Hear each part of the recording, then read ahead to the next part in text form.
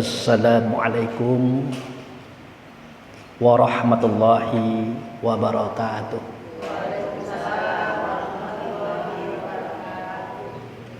Alhamdulillah wa syukurillah lillahi ta'ala la rahmatillahi alaina aina fi azaz zuhri hadarna fi azal masjid insyaallah rahmatullahu alaina wa ala nabil karim Muhammad sallallahu alaihi wasallam hayya sallimu alaihi Allahumma sholli ala sayyidina Muhammad wa ala ali sayyidina Muhammad amma ba'du. Yang saya hormati Ibu Ketua Majelis Taklim Masjid Al-Ikhwan beserta jajarannya. Yang saya hormati ibu-ibu para jamaah yang tengah hadir di siang hari ini, yang insya Allah semua kita diridhoi, dikasihi dan disayangi oleh Allah Subhanahu wa Ta'ala. Kita banyak bersyukur kepada Allah, dengan anugerahnya kita diberi kesehatan dan kekuatan, sehingga dengan itu kita dapat hadir dan datang di masjid yang kita cintai ini. Tak lain dan tak bukan tujuan kita adalah untuk mengabdikan diri kepada Allah dengan cara bersilaturahmi antar sama anggota pengajian serta mendengarkan ceramah agama yang insya Allah nanti akan kita lanjutkan dengan sholat asar bersama. Kemudian sholawat dan salam kita persembahkan kepada Rasulullah Sallallahu Alaihi Wasallam. Allahumma sholli ala Sayyidina Muhammad wa ala ali Sayyidina Muhammad amma ba'du. Ibu-ibu yang saya hormati, ini hari yang kedua saya hadir di sini. Jadi ayat yang akan saya bawakan adalah surah Al-Hujurat ayat 6. Ini mungkin ibu-ibu sering mendengarkan ayat ini yang bunyinya sebagai berikut. A'udzubillahi minasyaitonirrajim. Bismillahirrahmanirrahim. Ya ayyuhallazina amanu in ja'akum fasiqun bin naba'in fatabayyanu an tusibu qauman bijahallatin wa tusbihu ala ma fa'altum nadimin. Shadaqallahul azim. Jadi setiap kita mengadakan pengajian, dasar kajian kita itu adalah kitab Quran. Tidak boleh lepas dari itu. Kalau ada dasar yang kedua, itu hadis.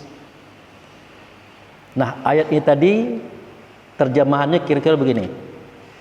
Hei orang-orang yang beriman, kalau datang kepada kamu orang fasik membawa berita, artinya ada orang yang datang ke ibu-ibu membawa cerita tentang seseorang atau sekelompok orang. Maka kata Allah, fatabayyunu. Artinya ceklah dulu kebenarannya. Pelajari dulu informasinya. Jangan langsung diterima. Cek dulu. Supaya apa? Supaya jangan sampai kamu mencap atau mengatakan atau menghukum seseorang atau sekelompok orang dalam situasi sebenarnya kamu tidak tahu persoalannya. Nah, di ujung kisah kelak kamu menyesal. Nah, itu. Jadi tuntunan Allah ini turun 1500 tahun yang lalu, Ibu. Dan sangat berguna bagi kita zaman kini. Nah, seperti yang ibu-ibu alami dalam kehidupan sehari-hari. Kan sering tuh kawan-kawan kita datang ke rumah. Pertama kali datangnya bagus. Assalamualaikum. Waalaikumsalam. Apa gulai itu, Bu? Nah, itulah gulai ayam untuk bapaknya. Nah, iko anak-anak lah minta sup pula macam-macam sebagainya. Bagus. Tapi ujung-ujungnya apa? Bu, ngapo? Tahu tak Ibu, tetangga sebelah. Ngapo? Itu lakinya. Kabarnya kok. Nah, lambok tino pulau. Nah, banyak orang nengok, Bu. Nyombok tino tuh banyak orang nengok. Lah, apa bini juga tahu? Tahu. Bahkan kabarnya, mereka berdua suami istri itu sering ribut. Oh, kabarnya, Bu. Nah, kenapa orang tadi mengatakan kabarnya? Karena dia tidak nengok kejadian itu. Dia tidak dengar langsung kejadian itu. Dia tidak berada pada posisi kejadian itu. Cuman dengar kece orang. Nah, semestinya ibu-ibu yang menerima informasi tadi, kalau berdasarkan ajaran Allah pada kitab ini tadi, tabayun dulu. Baca iko. Nah, kita jangan dulu membenarkan kece orang. Kalau kita tidak nengok nian. Tapi saya percaya, Bu, orang tu tidak mungkin ngicu. Orang tu kiai yang ngecek itu, ustadz, ulama, pemuka adat, pemuka masyarakat. Kata ibu yang bawa berita tadi. Nah, nanti ibu tangkis. Ya terserahlah, ndak ustadz, ndak kiai, ndak ulama, ndak pemuka adat, pemuka masyarakat yang mengecekkannya. Kalau kamu tidak nengok langsung, kamu tidak dengar langsung, dan kamu tidak ada pada posisi kejadian, semestinya kamu tidak boleh menyampaikan ini kepada saya. Kenapa? Jika Anda mengatakan sesuatu tentang seseorang atau sekelompok orang, Anda tidak melihatnya, Anda tidak mendengarnya, Anda tidak berada pada posisi kejadian, itu namanya Anda berdusta. Nah, jadi ibu jadi ustazah waktu itu. Anda berdusta. Nah, dusta Anda itu bukan sekedar dusta, Anda juga menggibah. Bukan sekedar menggibah, Anda juga memfitnah. Karena Anda sendiri tidak bisa mempertanggungjawabkannya. Mengingat Anda membicarakan itu berdasarkan kata orang ke orang. Jadi untuk saya pribadi, mungkin saya belum bisa menerimanya, Bu. Tapi terima kasihlah Ibu sudah nyampaikan informasi ke saya. Tapi saran saya,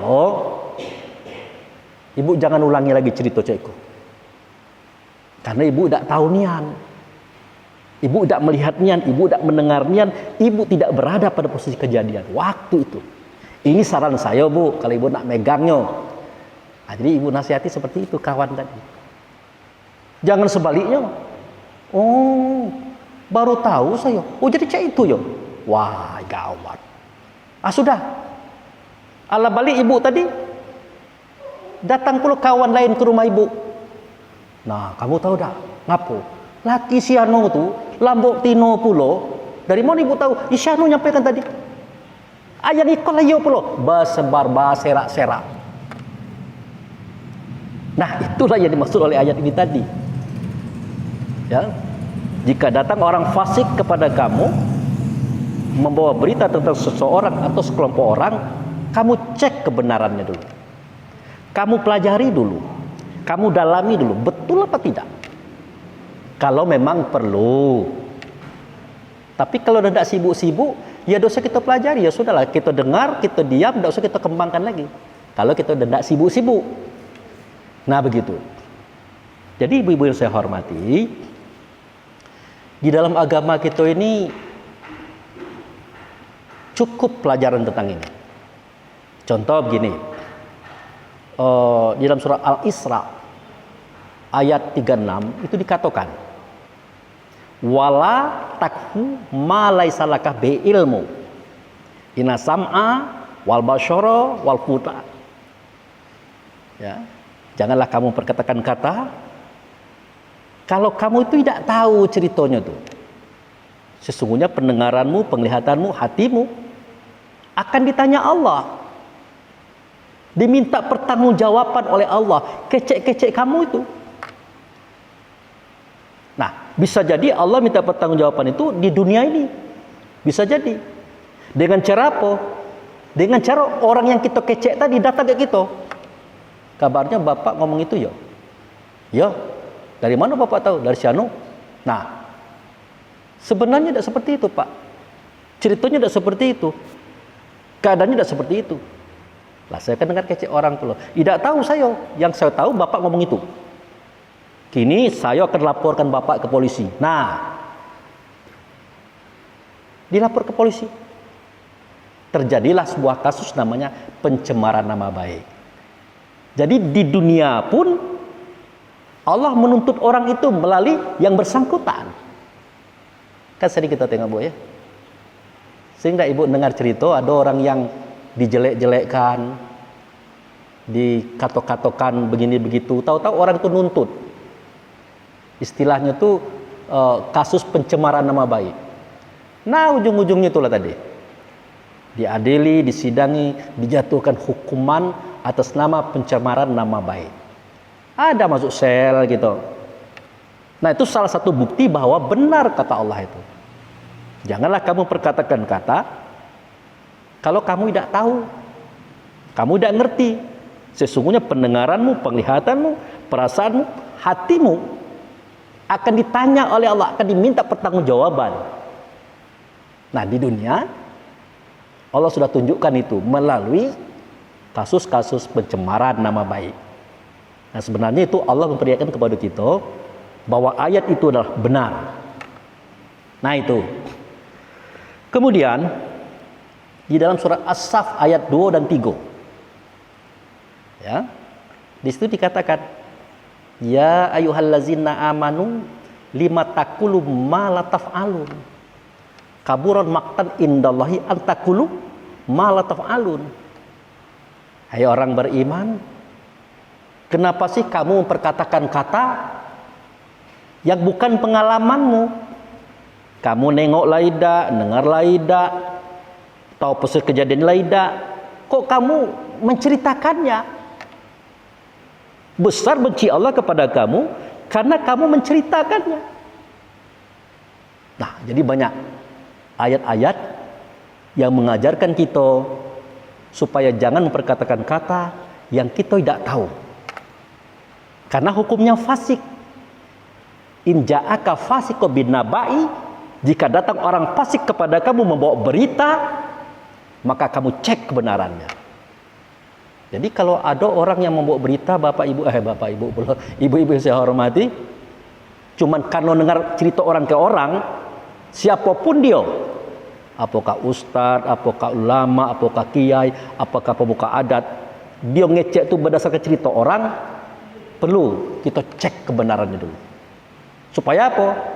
Supaya kita jangan terlibat dalam gibah berjamaah, sesat berjamaah, memfitnah berjamaah. Karena ibu-ibu yang saya hormati, di masyarakat kita itu tidak sedikit orang-orang yang baik itu jadi buruk namanya. Gara-gara yang benar-benar itu. Tidak sedikit orang-orang yang benar jadi salah namanya. Karena persoalan caiko.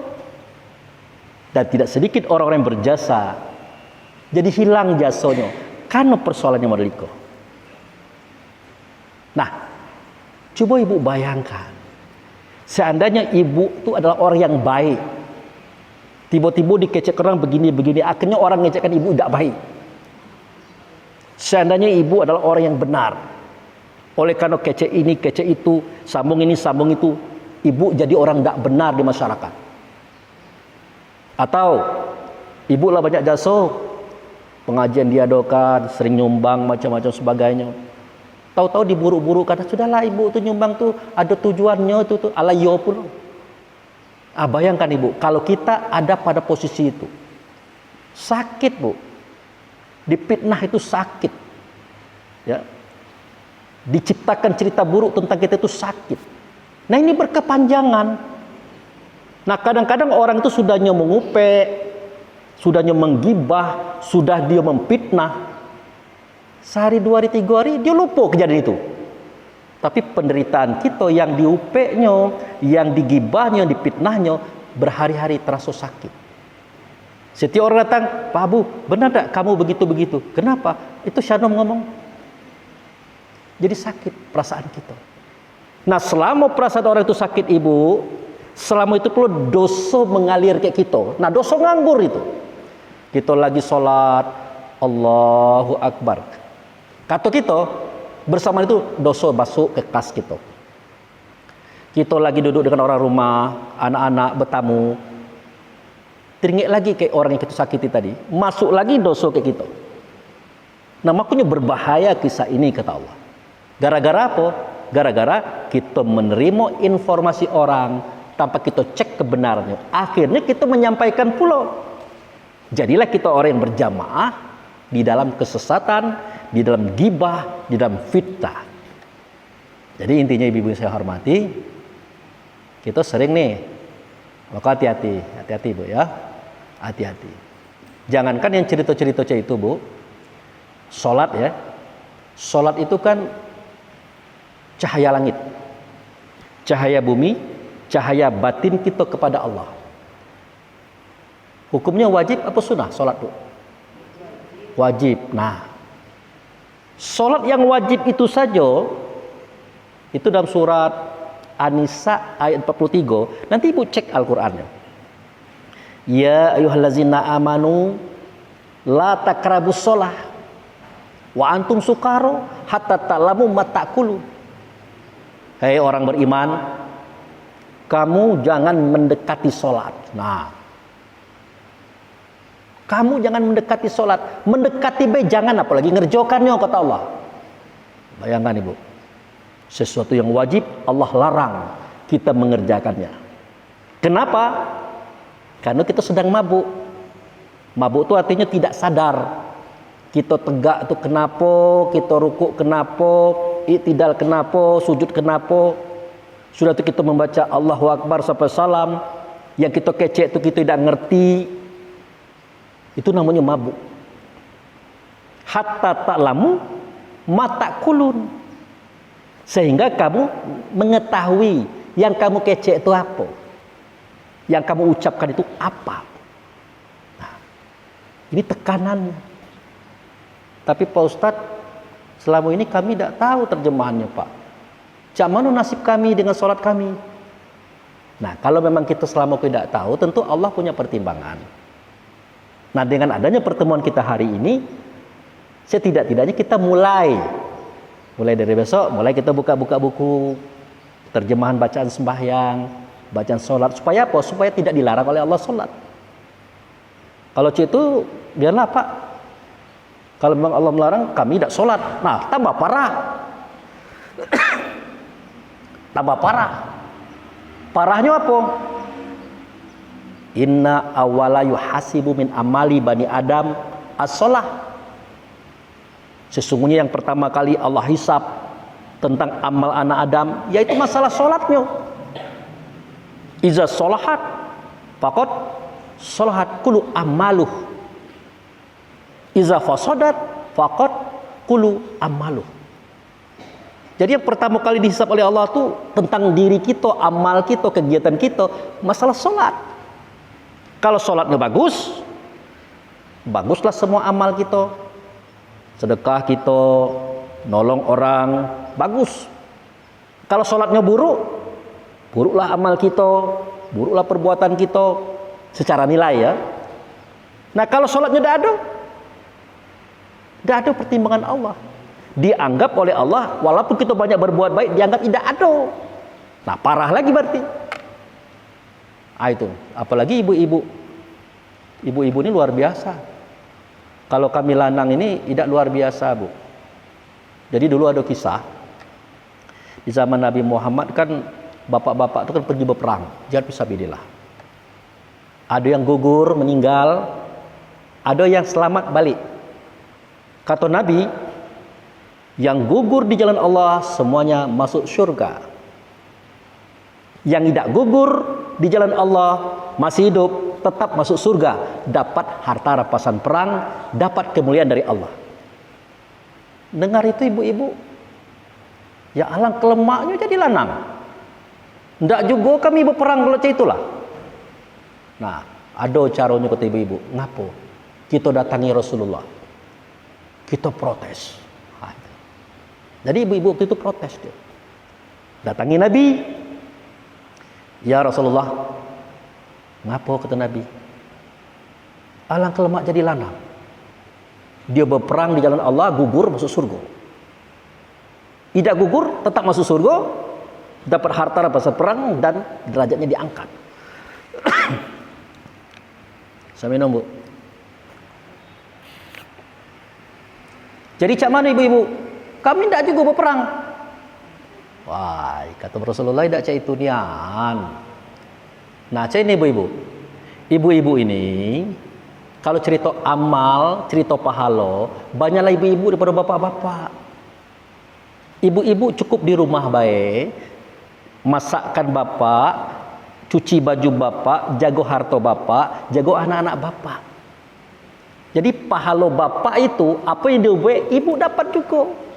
Tak mesti ibu berperang. Bahkan pahala perang jihad fisabilillah itu ibu lebih banyak dapat ketimbang bapak. Maksud engkau ya Rasulullah? Nah, ibu kan melahirkan anak bapak. Bapak melahirkan anaknya kan tidak pernah.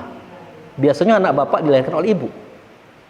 Nah, berapa kali ibu melahirkan? Sekali ibu melahirkan, ibu mendapatkan pahala syahid jihad fisabilillah. Kenapa? Karena melahirkan itu tidak enak, Bu. Ini saya ini pacak cerita baik, padahal saya tidak pernah melahirkan, Bu. Tapi saya yakin ibu-ibu ngerti. Ibu-ibu paham. Melahirkan itu sangat tidak enak, sakitnya bukan main. Tidak pacak-pacak, meninggal. Nah, makanya pahala seorang ibu untuk sekali melahirkan anak sama dengan pahala jihad fisabilillah para kaum bapak. Nah, kalau ibu punya anak 4, 5, 10, berarti 10 kali juga mendapatkan pahala jihad fisabilillah. Bayangkan cak mana bentuk surganya. Jauh lebih hebat daripada bapak. Tapi sayang 1000 kali sayang, ibu tidak sholat. Nah, akibat ibu tidak sholat, maka semua kebaikan ibu yang sudah ibu lakukan sebanyak 10 kali melahirkan anak tadi, 10 kali pahala jihad tadi, dianggap oleh Allah tidak ada. Apa tak rugi, Bu? Rugi. Masakkan makanan ayah anak, nyuci pakaian ayah anak, mengurus rumah ayah anak, selama ini dianggap oleh Allah tidak ada. Sementara waktu kematian tinggal beberapa hari lagi. Nah, itu dia. Nah, inilah yang dimaksud dengan hadis sesungguhnya yang pertama kali dihisab oleh Allah amal anak Adam itu sholatnya. Kalau bagus sholatnya, baguslah semua amal ibadah serta kegiatannya. Kalau tidak bagus sholatnya, nah bayangkan sholat tapi tidak bagus, cak manunian banyak pahala amal kebaikannya dianggap oleh Allah tidak bagus. Kalau sholatnya adanya, apa yang nak dihitung? Dah ada. Nah, itulah ibu-ibu yang saya hormati. Seketika malaikat maut datang, tercogok di muka kita, nak ngambil jiwa kita, diputar dulu film. Kalau istilah kita film, Bu, ya, biar kita mudah paham. Mulai dari lahir sampai kita nak mati. Nah, senyum kita nengok, alangkah banyaknya kebaikan yang kita buat, bersedekah, menolong orang, menyantuni orang, jaga anak, melahirkan anak, nyuci pakaian anak, suami, macam-macam. Alangkah banyak kebaikan kita. Di akhir cerita, sebenarnya kata malaikat, ini nih pahala kamu nih ikut bentuk surganya. Kita tengok kan, lariang-rianglah kita, tapi sayang 1000 kali sayang. Tidak jadi dapat kayak kamu. Kenapa tidak jadi? Karena kamu tidak sholat. Nah, waktu itu keluarlah air mata gitu, menyesal. Sambil berkata, Rabbana absorna wasami'na farji'na na'mal solihan inna muqinun. Tuhanku, sayo lah nengok nian, lah dengar nian, lah tahu nian hariko, sayo menyesal. Farji'na na'mal solihan. Kembalikanlah aku sebentar saja ke dunia ini. Untuk apa? Na'mal solih. Na'mal itu artinya membuat perbuatan solih. Solih itu artinya sholat. Lah kata Allah, kalau kini kamu cuma minta sebentar, umur kamu lah berapa? 70 lah. Kemana aja selama ini? Kata Allah, tidak baca. Yang ada adalah fazuku azaba bima kuntum ta'malun. Yang ada adalah rasakan azab oleh karena ulah perangai kamu itulah. Nah itu. Jadi ibu saya hormati, balik kepada tema kita tadi, jangan menyuarakan, jangan mengatakan kata kalau kita tidak tahu ceritanya. Kenapa? Sanksinya luar biasa. Jangankan itu, masalah sholat pun kata Allah, jika kita tidak mengerti persoalannya, tidak tahu bacaannya, jangan dekat, la taqrab, apalagi melakukan.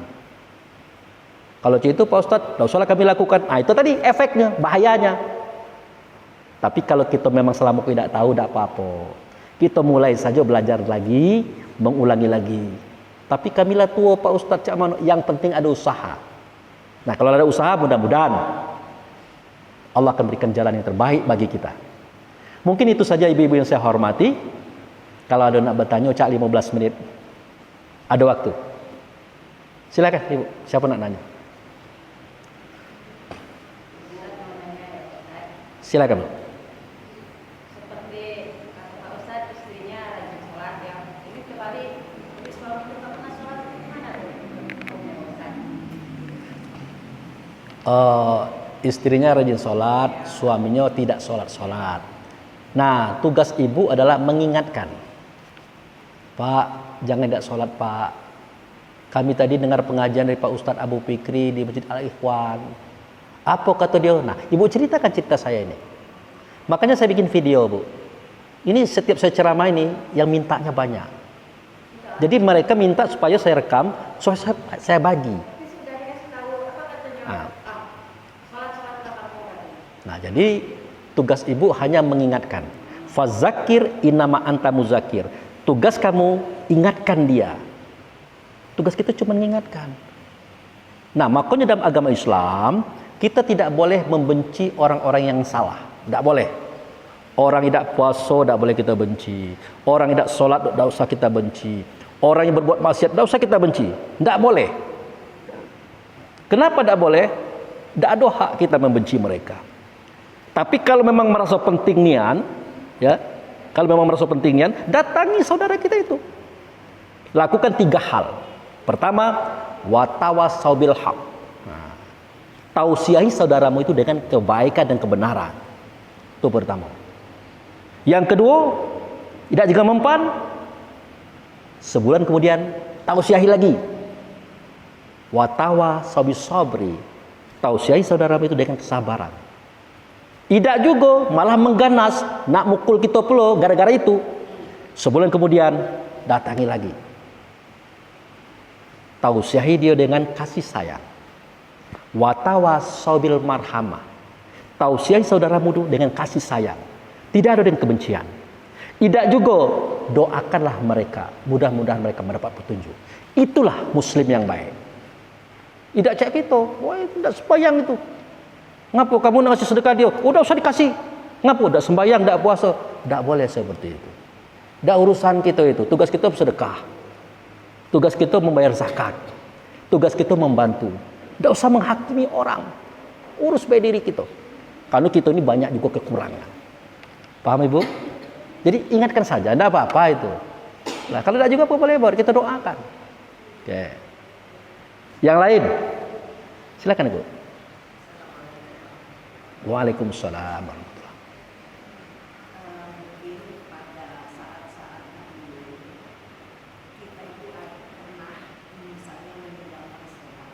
Ya,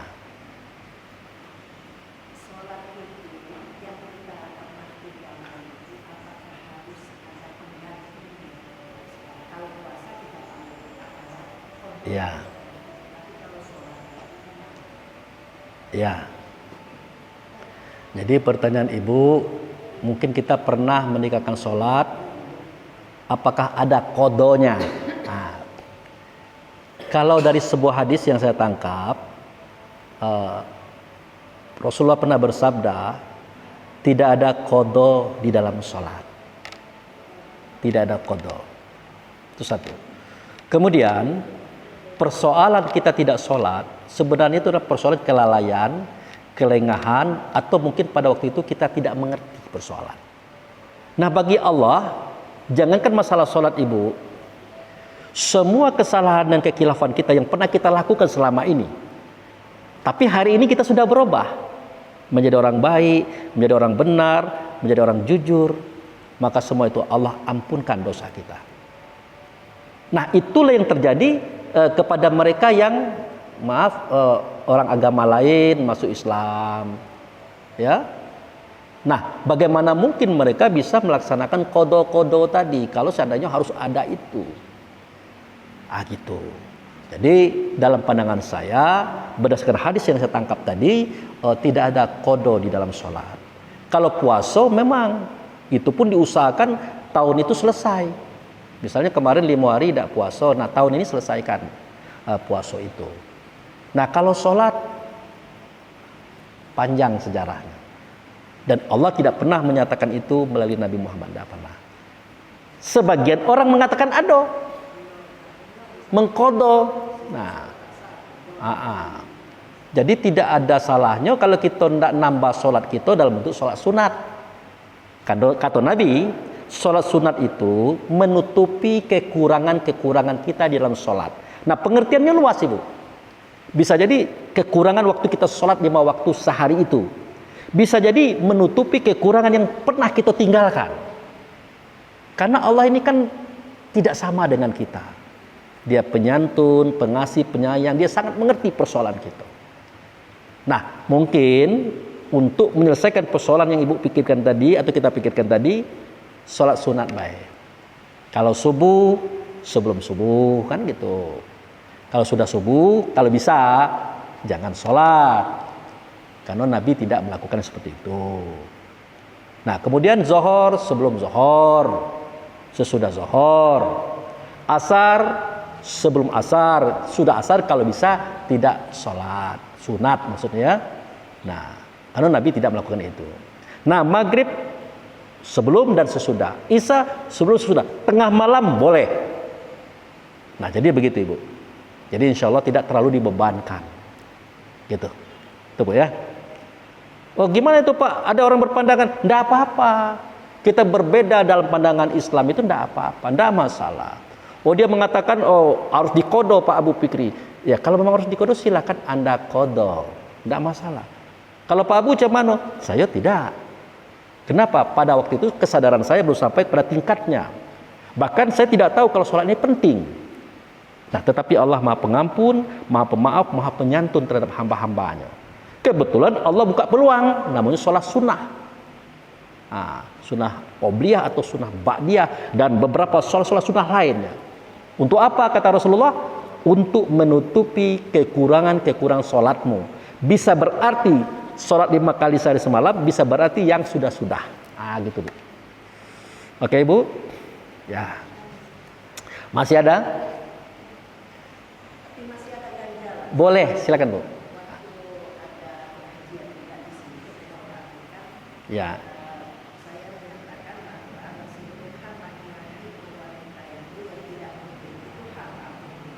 Ya.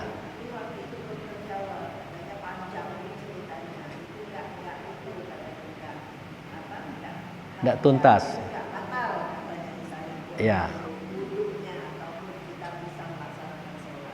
Ya. Setahu saya, memang kita itu kan ada beberapa masalah.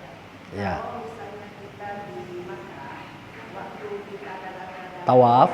dari Ka'bah, itu kan kadang-kadang nggak sengaja kita bersentuhan dengan yang lain. Ya. Kalau pada sunat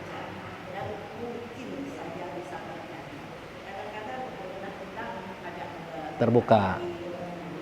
Ya. Kalau katanya kalau misalnya beda itu apa namanya tidak terlalu dekat. Iya. Kembali lagi misalnya kita di sini, nah itu gimana Pak? Imam kalau Imam Syafi'i apa Imam Hambali? Kalau kita kan Imam Syafi'i. Syafi'i. Ya. Gimana itu Pak? Jadi untuk Indonesia itu kebanyakan mazhabnya Imam Syafi'i. Kalau Imam Syafi'i mengatakan kalau sudah bersentuhan kulit laki-laki dengan perempuan, suami nak istri, terserah ketujuh kan, itu membatalkan wudhu. Kata beliau. Tetapi kadang-kadang imam ini kan orang bijaksana, orang yang pengetahuannya luar biasa. Kalau saya pandang itu sebagai kehati-hatian. Sebagai kehati-hatian. Jadi ceritanya begini, Bu.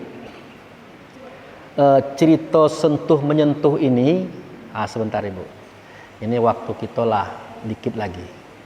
Apa bulan depan aja. Jadi saya berutang, Bu ya. Tolong diingatkan, jangan tak diingatkan nanti saya lupa. Ini bagus, ini menarik, Bu. Karena ini harus dibuka secara floor gitu. Nanti itu kita selesaikan dalam versi ilmu tasawuf.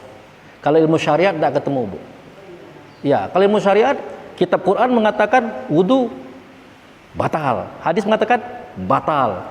Lalu secara praktek bingung kita.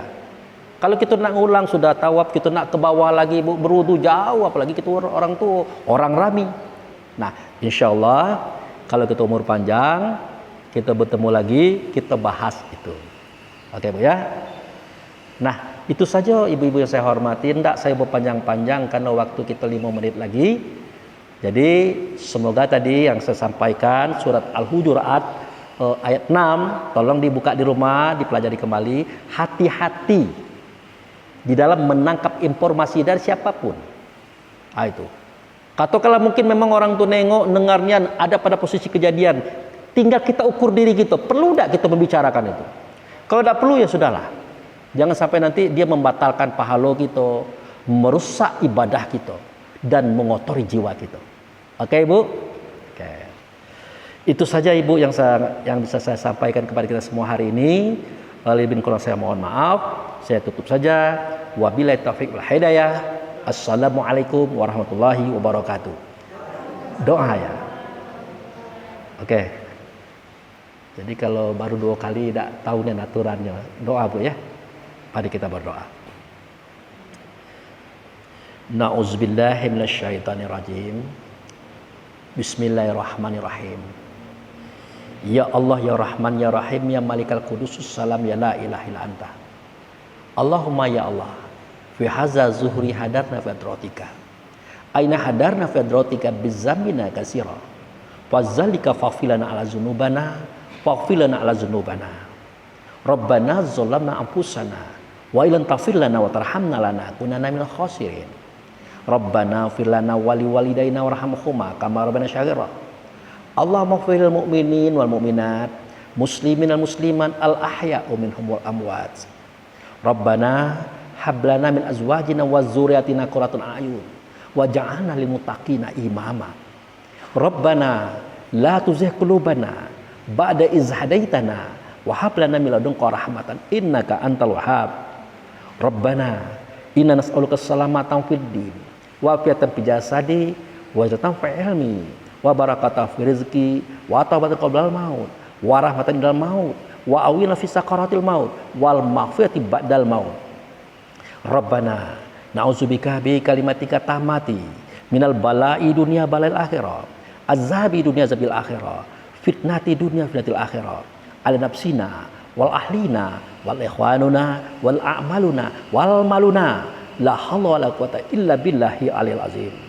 Rabbana na'udzubika bi kalimatika tammatin min syarril ma khalaq wa min syarril ghasikin idza waqab wa min syarrin nafasati fil uqad wa min syarri hasidin idza asada ala nafsina wal ahlina wal ikhwanuna wal a'maluna wal maluna la haula wala quwata illa billahi alil azim. Rabbana na'udzubika bi kalimatika tammatin min syarril waswasil khannas allazi waswisu fi sudurin nas minal jinnati wan nas ala nafsina wal ahlina wal ikhwanuna wal a'maluna wal maluna la haula wala quwata illa billahi alil azim. Rabbana la tu'akhizna in nasina aw akhtana.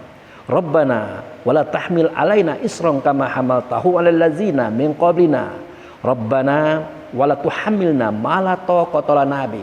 Wa'fu 'anna waghfir lana warhamna anta maulana fansurna 'alal qaumil kafirin.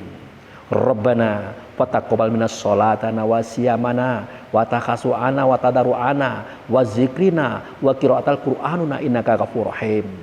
Rabbana atina fi dunya hasanah wa fil akhirati hasanah wa qina azabannar.